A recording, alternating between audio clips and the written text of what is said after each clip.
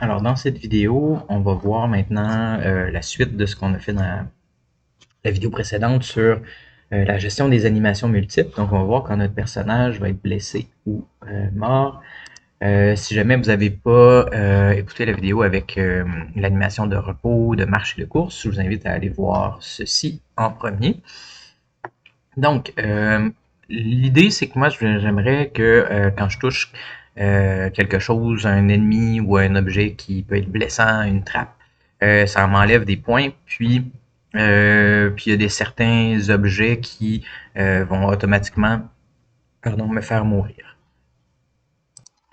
Donc, par exemple, la lave ici, je serais mort automatiquement. Donc, ce qu'on va faire, je vais aller dans mes... premièrement, je m'en vais m'assurer que j'ai pas mes animations qui sont déjà là. Je vais aller créer mes animations qui manquent. Donc, je vais sélectionner, pas ma caméra, mais mon personnage. Peut-être dans la vidéo précédente, elle s'appelait Capsule, je l'ai renommée par souci d'efficacité. Donc, je sélectionne mon personnage, Create New Clip, et là, je vais mettre Perso à mort, puis je vais en faire un autre, Create New Clip, Perso à laisser, pas d'accent évidemment. Donc, je vais me remettre un 6 FPS pour mon animation. Je vais aller chercher dans mon sprite sheet, j'ai Hurt, j'ai juste deux sprites que je viens glisser. Donc si je regarde ici, donc mon personnage, il fait, il fait du breakdance en même temps qu'il meurt ou qu'il soit blessé. Et dans mon animation de mort, ce que je vais utiliser cette fois-ci, ça va être dans mes effets spéciaux. Je vais mettre ça à 6. Je vais avoir par exemple une animation de disparition. Je vais juste déplacer mon personnage pour qu'on le voit un peu mieux. Hop, ici. Donc, ce que j'aimerais par exemple, c'est qu'à la fin de l'animation, il n'y ait plus de l'animation de mort. J'ai plus de sprite du tout. Fait que ce que je vais faire, c'est que je vais aller à un sprite de plus, je vais déclencher le bouton d'enregistrement et je vais juste aller choisir None dans le sprite renderer et tout d'un coup, j'ai rien du tout. Ce qu'on pourrait faire aussi par animation, comme ça, j'ai pas besoin de le gérer par programmation, ça serait de dire aussitôt que je suis mort, ben je viens désactiver mon collider par animation. Donc, maintenant, quand cette animation-là joue, ben, j'ai plus de collider. Euh, donc, je ne serai plus en contact avec quoi que ce soit. Puis, ce que j'aimerais, c'est que cette animation-là, si je reviens dans mon animation de mort, elle ne boucle pas. Ça veut dire qu'elle va jouer une fois, puis elle va s'arrêter là. Tandis que celle qui est blessée, elle peut boucler sans problème. On pourrait aussi, pardon, si je reprends mon animation, j'ai mon sprite renderer. Qu'est-ce qu'on pourrait faire? On pourrait rajouter une petite couleur quand on est blessé. Donc, ce que je pourrais faire, c'est ici, je choisis la couleur de mon choix, add key. Fait que là, puis à la toute fin, oups, j'ai choisi repos, hein, fait qu'on va retirer ça. Je vais aller chercher blessé, hop. Puis, je vais le remettre à blanc, juste pour être sûr qu'on comprenne bien. Puis, ici, je démarre ça, add key. Donc, là, je peux mettre ça un petit rouge, puis même chose, je vais me rajouter une clé, add key. Fait que maintenant, quand je vais retourner à mon personnage normal, ben là, il va redevenir à sa couleur normale. Donc, ça, c'est la base de l'animation. Ensuite, comment on va programmer ça dans notre animator? Donc, j'ai mes deux états ici, j'ai mon état par défaut qui est le repos. Ensuite, j'ai la marche et la course quand je change la vitesse. Puis, je vais enlever ce paramètre-là, c'était pour un test. Puis, on va rajouter des paramètres supplémentaires. Donc, par exemple, si je suis blessé, ça va être un booléen. Ça veut dire qu'au début, je vais être blessé, puis ensuite, quand je ne serai plus blessé, je vais quitter ici. Donc, vous allez comprendre qu'est-ce que je veux dire par là. Booléen. On va pouvoir faire un délai dans lequel on va être blessé, puis après un certain délai, ben, on redevient correct. Donc, je suis ici, je vais l'appeler est blessé, puis est à false. Puis, on va attaquer au AnyState. Le AnyState, ce que ça veut dire, c'est que j'ai pas besoin d'être soit dans le mode repos, marche ou course pour que ça se déclenche. Peu importe où est-ce que je suis, du moment que ma condition ici va être déclenchée, c'est cet état-là qui va prendre le relais sur tout le reste. Puis ensuite, je dois décider qu'est-ce que je fais par la suite. Donc ici, je vais mettre un paramètre. Si est blessé est égal à true, ben, je m'en viens ici et je vais me faire une transition vers mon repos. Parce que dans le fond, après ça, si je suis en train de bouger, ben, ça va être le reste qui va embarquer. Puis ici, ma condition, c'est si je suis blessé est égal à false. Si je suis blessé, si je suis pas blessé, je vais jamais rentrer dans cette condition-là. La transition, elle se fait seulement si j'étais déjà blessé et je ne suis plus blessé. Puis maintenant, je retourne à mon repos. Pour ce qui est de la mort, ben, la mort, elle, on va utiliser un autre paramètre où est-ce que ça s'appelle trigger. Puis trigger, c'est un peu comme un booléen, sauf que ça se remet à false automatiquement. Ça veut dire que est mort, du moment qu'on va le cocher, donc ici, condition est mort, du moment qu'on passe au travers de cette condition-là, ça va se cocher, puis ça va se décocher automatiquement rendu ici. Donc, vous voyez ça comme un interrupteur qui se remet à off automatiquement, tandis que lui, l'interrupteur est on, puis tant qu'on est on, on est ici, puis quand on n'est plus à on, ben là, on vient ici. Puis, de toute façon, quand on est mort, ben, il y a plus, on retourne à aucun état dans mon jeu pour l'instant. Donc, quand je suis mort, je suis ici, puis mon animation, elle reste, elle joue une fois, puis après ça, elle reste comme ça pour la suite. Donc, voilà. Pardon.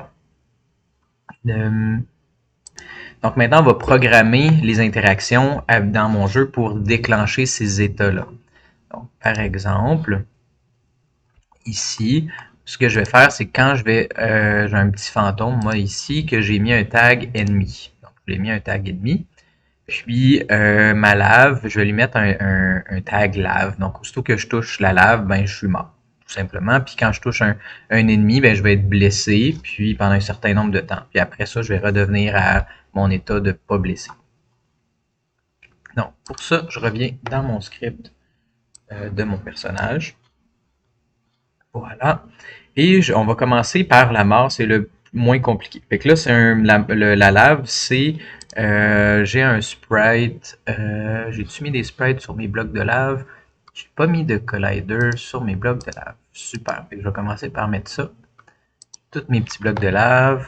Je vais leur mettre un box collider 2D et je vais les mettre en lave. Donc, comme ça, je suis capable de détecter quand je vais les toucher dans mon plus tard avec mon personnage, mais je vais les mettre en trigger parce que ce que je voudrais, c'est qu'ils puissent. J'ai mis comme un autre petit box collider en dessous, comme ça on peut glisser derrière, là, donner l'impression qu'on tombe dans la lave.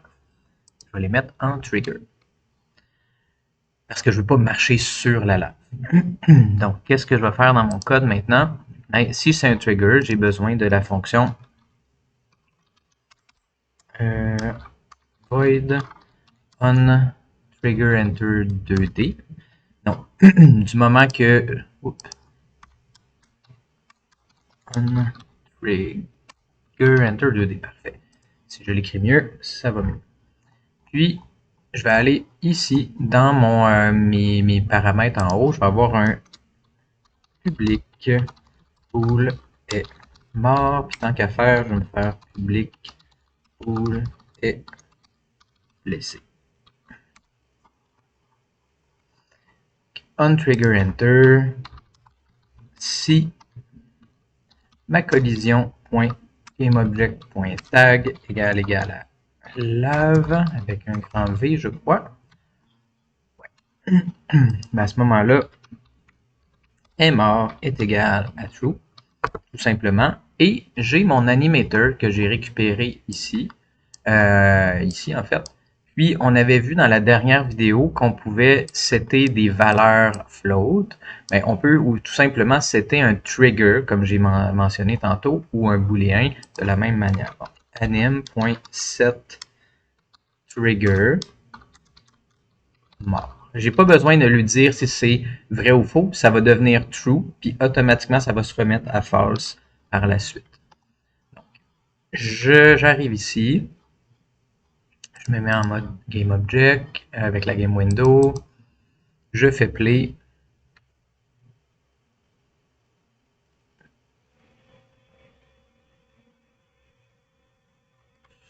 Si ça peut s'en venir.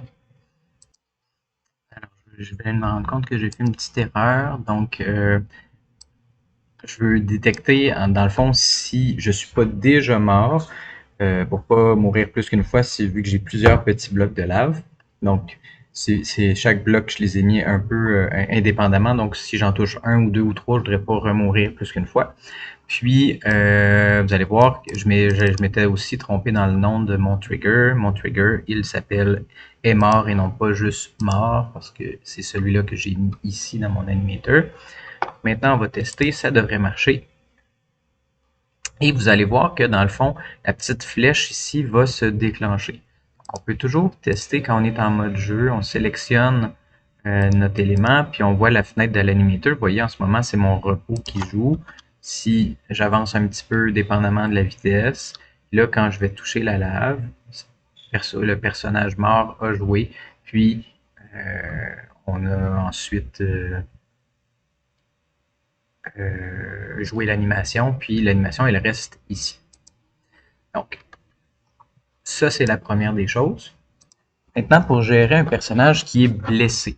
Donc, quand je vais rentrer en collision avec des éléments, comme par exemple mon petit fantôme, mon fantôme, lui, qu'est-ce que je lui ai mis comme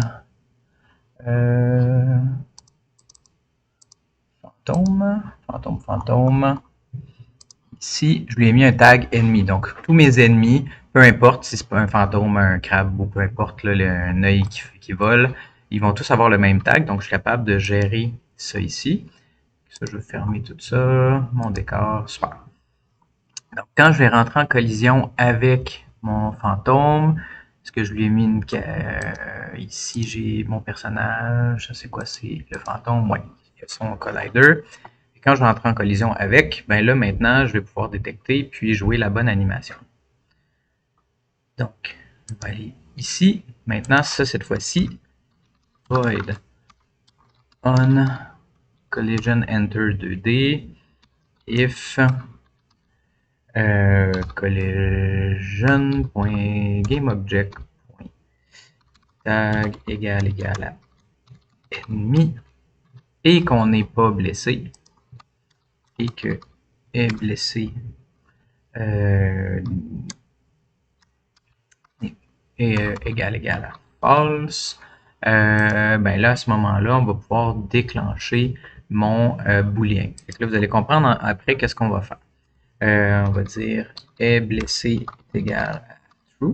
Puis ensuite, on va dire anim.set booléen de est blessé. Et là, vu que c'est un booléen, cette fois-ci, on va le mettre à true. Là, vous allez me dire, mais pourquoi on n'a pas géré ça? Eh bien, là, ce que je vous montre, pourquoi on n'a pas utilisé un trigger au lieu d'un booléen? Parce que effectivement, c'est un peu le même principe. C'est que j'aimerais faire un délai avec lequel, gérer le délai dans lequel on est blessé. Fait qu'on peut mettre une durée, se faire un petit timer, puis quand on a fini le timer, ben, on vient remettre ça à false par la suite. Donc, si j'arrive ici, on est dans, je vais me faire mon petite variable public float des laisser égal à 1 seconde. On va ensuite aller dans le update. Puis, si on est blessé, on va agrandir notre délai. Dans le fond, on va diminuer notre délai. Puis, du moment que notre délai est terminé, ben, on va arrêter l'animation. Par exemple, if est blessé, donc si je suis blessé, donc égal à true, c'est la même chose, et que mon délai blessé est plus grand que 0, à ce moment-là, je vais dire délai blessé moins égal à time.delta time. Ça veut dire que je vais diminuer en fonction du temps entre mes frames. Ça me donne le nombre de secondes un peu plus efficacement. Puis, ici, en fait, ce que je vais faire, je vais l'amener à l'intérieur. Vous allez comprendre pourquoi. Ça va être plus simple. If, c'est comme ça. Else, poum, poum, poum. Donc, c'est plus simple. Tant qu'on est blessé, si le délai est plus grand que 0, je diminue mon délai. Mais si je suis en dessous de mon délai, ben, à ce moment-là, je vais dire est blessé est égal à false. Puis, anim.setBool est blessé. Ça aussi, je le mets à false. Ça veut dire que ça va changer mon animation. Puis, je vais remettre mon délai correctement à 1 seconde, par exemple. Délai blessé est égal à F. Comme ça, à la prochaine fois, ça va être, ça va réinitialiser mon délai correctement. Théoriquement, si je teste ça, ça devrait fonctionner correctement. Puis, on va voir que je pourrais aussi lui donner un petit push pour le décoller si jamais je suis toujours en collision avec mon fantôme. Je retourne ici. Je vais mettre sur pause le temps que ça compile. Alors, je vais faire play. Et maintenant, on va les tester. Normalement, yes, ça s'en vient. Maintenant, je touche mon fantôme. Et pendant 1 seconde, et là, mon animation revient. Je vais remettre mon fantôme juste pour qu'on le voit, parce que là, il est parti. Comme ça, on va aller regarder mon animateur. Pas le fantôme, mais mon personnage. Puis, hop, personnage, j'ai dit, comme ça. Et là, regardez bien, normalement, je vais tomber, je vais repartir à blesser.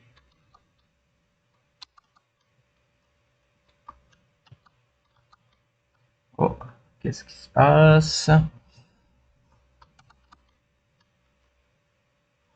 On va aller voir qu'est-ce qui se passe. Qu'est-ce que j'ai mis dans mon code? Est égal à false, ici. Puis,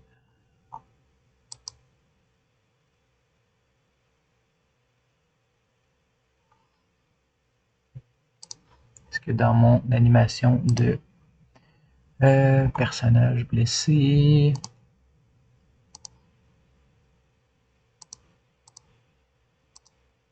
non, ça c'est correct. On va aller regarder, je me suppose 2 secondes. En fait, c'est dans mon script de mon fantôme, j'avais désactivé là, le collider quand je touchais le personnage. Donc, ici, là, par exemple, puis ça ici, je suis capable de rejouer l'animation.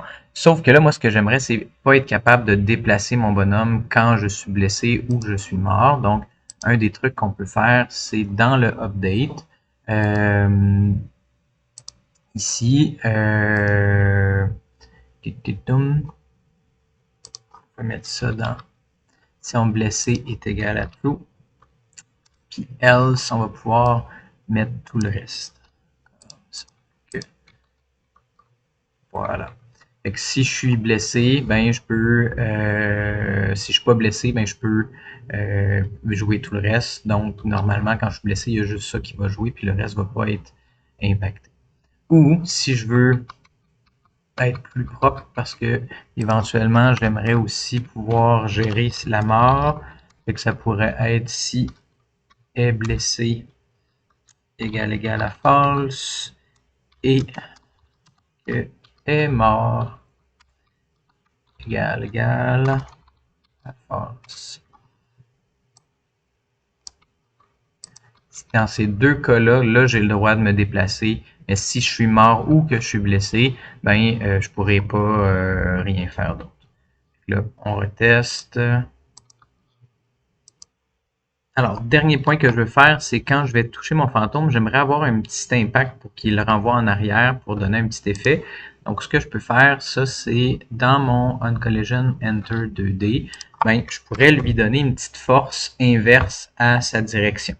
Donc, par exemple, on avait géré la direction ici dans le boom, dans le on avait géré la direction.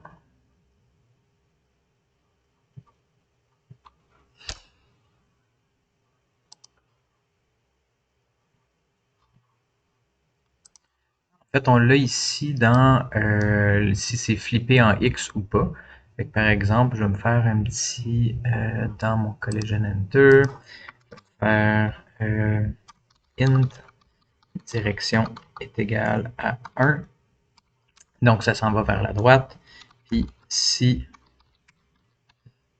mon sprite render.flipx est coché, donc est égal à true, mais ma direction va être moins.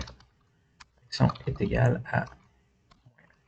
Donc, en faisant ça, maintenant, je suis capable d'avoir une direction.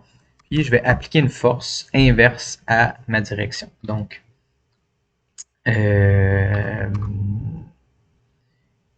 mon rigid body point add force.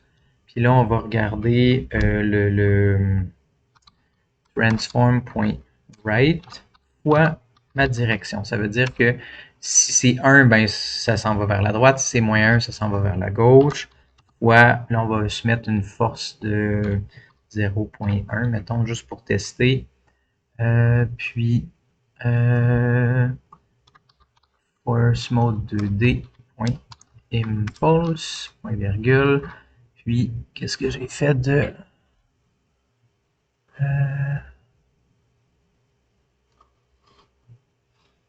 j'ai dit un int, ça va être un float. Comme ça, ça gère tout. Super. Donc, j'avais oublié mon petit F ici. Donc, en faisant ça, maintenant, ça va pousser mon personnage dans le sens inverse de mon ennemi ou de la direction dans laquelle il regarde.